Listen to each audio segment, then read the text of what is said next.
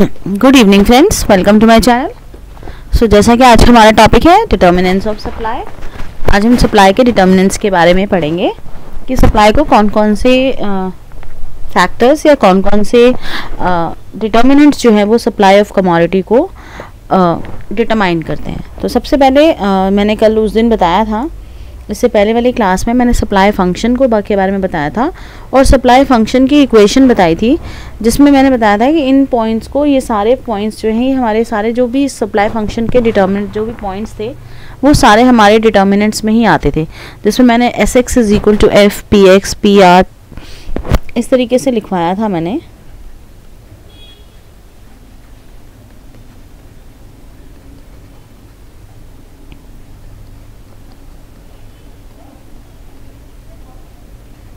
Yes ये सारे जो सप्लाई फंक्शन के इक्वेशन में मैंने पॉइंट्स बताए थे, ये सारे ही हम डिटर्मिनेंट्स में इंक्लूड करते हैं, जिसमें P X stands for price of commodity, P R stands for price of related good, N F stands for number of the firms, G stands for goal of the firm, यहाँ F P F stands for price of factors of production, T stands for state of technology, E stands for expected future price and G P stands for government prices. So ये सारे ही points जो हैं हम determinants में लेंगे, one by one हम इसको explain करेंगे। सो सबसे पहला हमारा पॉइंट है ओन प्राइस ऑफ कमोडिटी।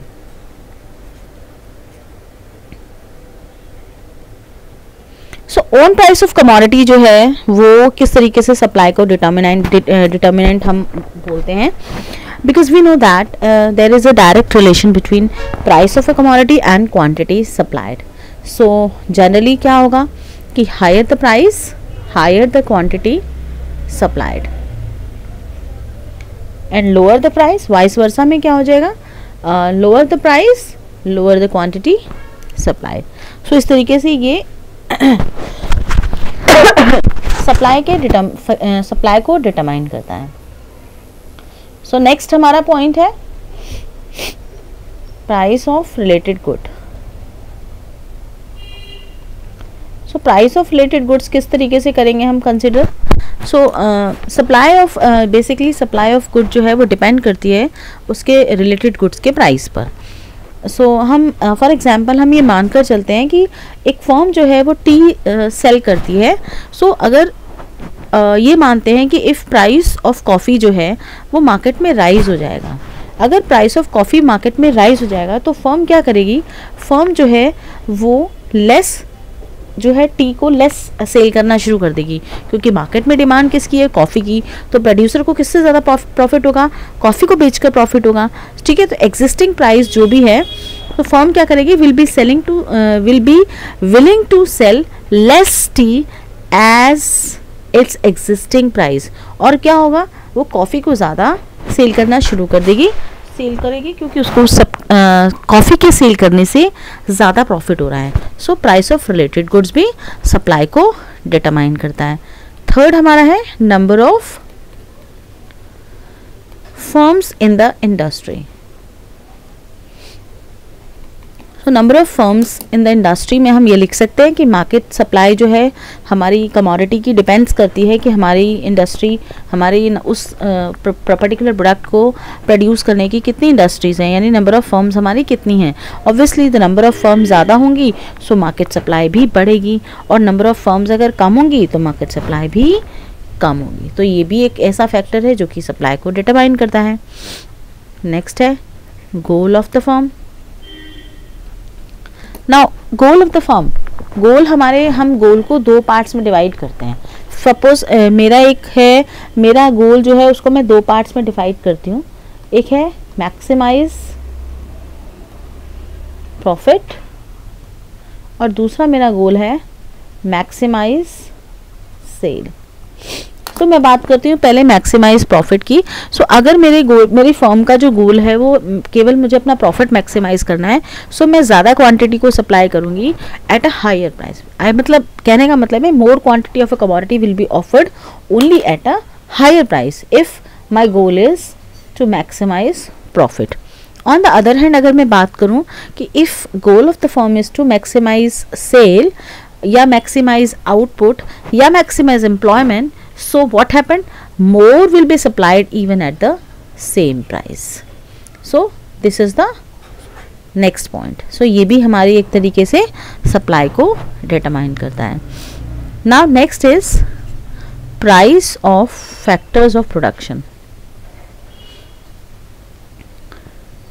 अब फैक्टर्स ऑफ प्रोडक्शन भी जो है सप्लाई ऑफ कमोडिटी जो है हमारे फैक्टर्स ऑफ प्रोडक्शन से भी अफेक्ट करती है। सो अगर मैं बात करूं, अगर फैक्टर्स ऑफ प्रोडक्शन का प्राइस जो है अगर फैक्टर्स ऑफ प्रोडक्शन का प्राइस डिक्रीज होता है, so obviously cost of production भी क्या होगी, रिड्यूस हो जाएगी। सो क्या होगा, तो मोर क्वांटिटी, तो प्रोड्यूसर को क्या होगा, प्रोड्यूसर को उसमें फ़ायदा होगा। सो क्या होगा, सप्लाई बढ़ जाएगी।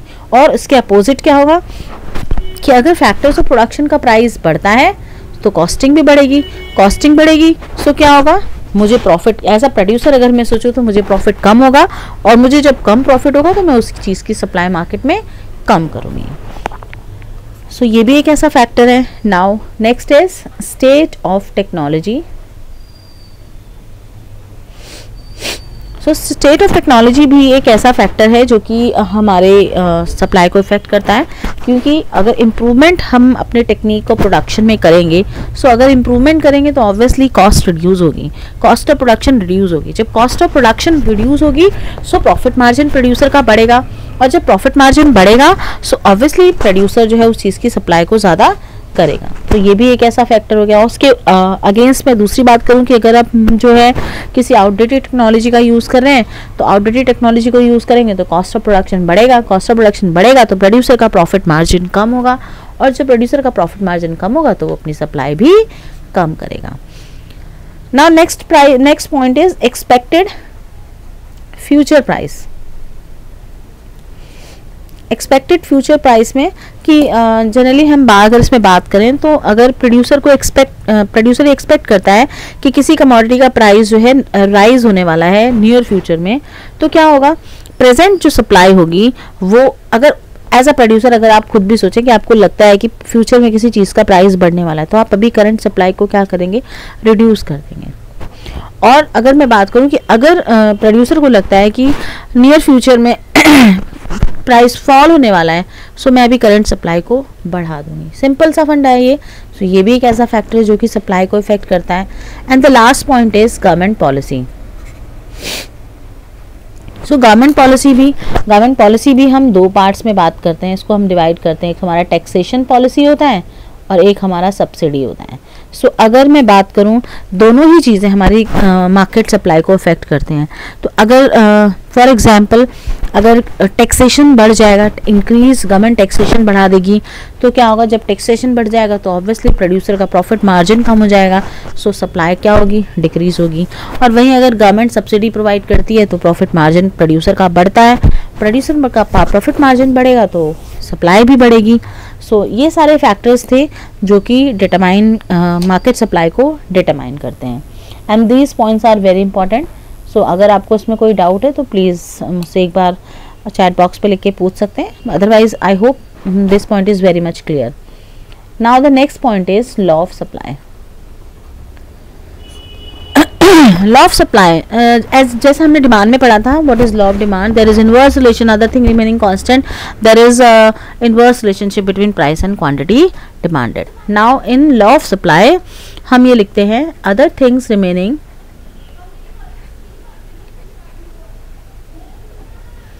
Constant,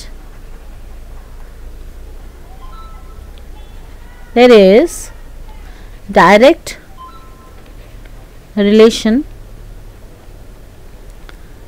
relationship between price and quantity supply. Price अगर इंक्रीज होगा सो ऑब्वियसली क्वांटिटी सप्लाइड भी इंक्रीज होगा, प्राइस अगर फॉल होगा तो क्वांटिटी सप्लाइड भी फॉल हो जाएगा। फॉर एग्जाम्पल मैं इसके एक टेबुलर फॉर्म में आपको बताती हूँ। ये आपका क्वांटिटी सप्लाइड हो गया, so this is price, now quantity supplied भी सेम रहेगा। अब मैं इसको अगर डायग्राम की फॉर्म में बताऊं, so this is price, this is quantity supplied 20, 30,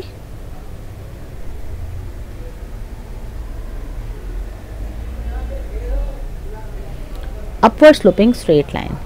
upward sloping straight line होती है लॉ ऑफ सप्लाई की, यानी स्ट्रेट लाइन ऊपर की तरफ हमारी upward sloping straight line.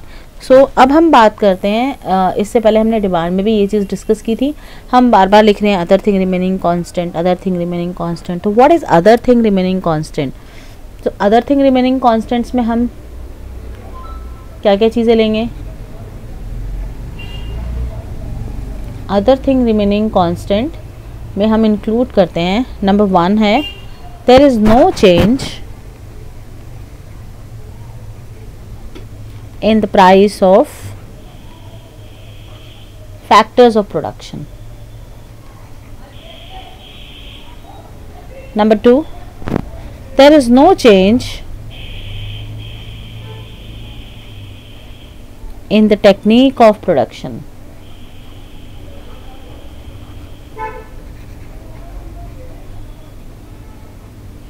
Number 3, there is no change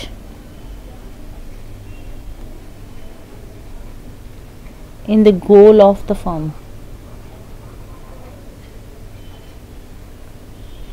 There is no change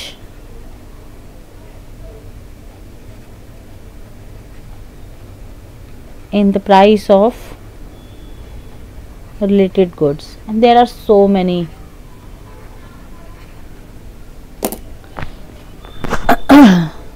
इसके अलावा आप ये भी लिख सकते हैं there is no change in the price of commodity in the near future, there is no change in the government policy.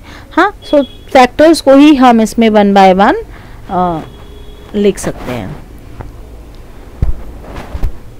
Now इसके बाद जो आज का हमारा लास्ट टॉपिक है उसको भी एक बार देख लेते हैं और उसके बाद फिर क्लास को वाइंड अप करते हैं।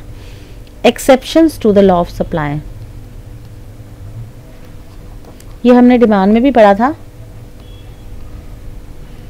What are the exceptions? किन चीज़ों को हम लॉ ऑफ सप्लाई के लॉ से बाहर रखते हैं, जिन पर लॉ ऑफ सप्लाई फॉलो नहीं होता? तो सबसे पहले वो चीज़ें आती हैं एग्रीकल्चरल गुड्स। फॉर एग्जाम्पल, आज प्राइस एग्रीकल्चरल गुड्स को हम लॉ ऑफ सप्लाई से बाहर इसलिए करते हैं क्योंकि एग्रीकल्चर जो है वो नेचर ये एग्रीकल्चर जो है वो एक सीजनल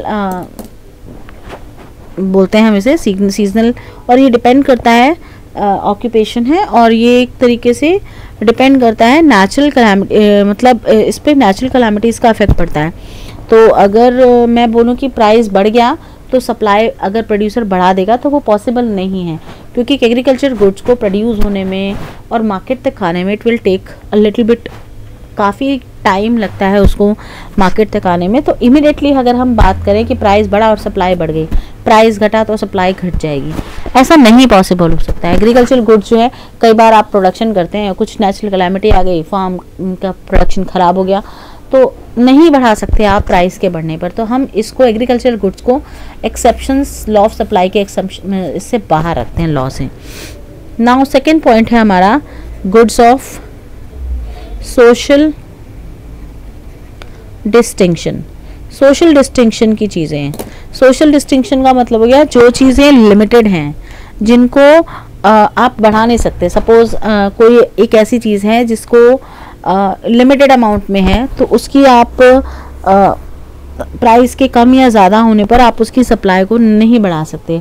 सपोज कोई एक पेंटिंग है या कोई एक ऐसी चीज़ है जो कि केवल एक ही अवेलेबल है, तो प्राइस बढ़ जाए या कम हो जाए आप उसकी सप्लाई नहीं बढ़ा सकते। So that is called social goods of social distinction. Now third category में तो हम इसको भी जो है एक्सेप्शंस में रखते हैं। नंबर थर्ड है पेरिशेबल गुड्स।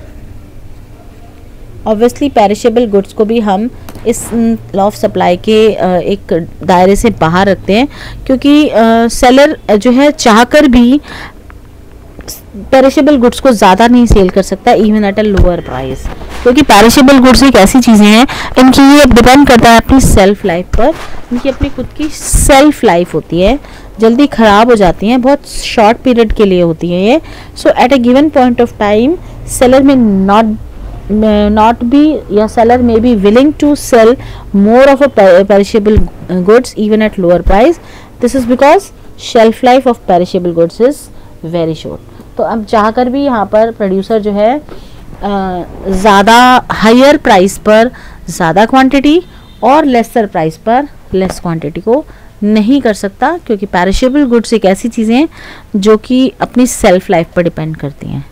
सो आज के लिए इतना ही। इसके आगे हम क्वांटिटी सप्लाइड और चेंज इन सप्लाई के बारे में कल हम डिस्कस करेंगे। आई होप आपको मेरी वीडियो पसंद आई होगी। प्लीज़ लाइक एंड शेयर, मैं subscribe my channel. Thank you very much.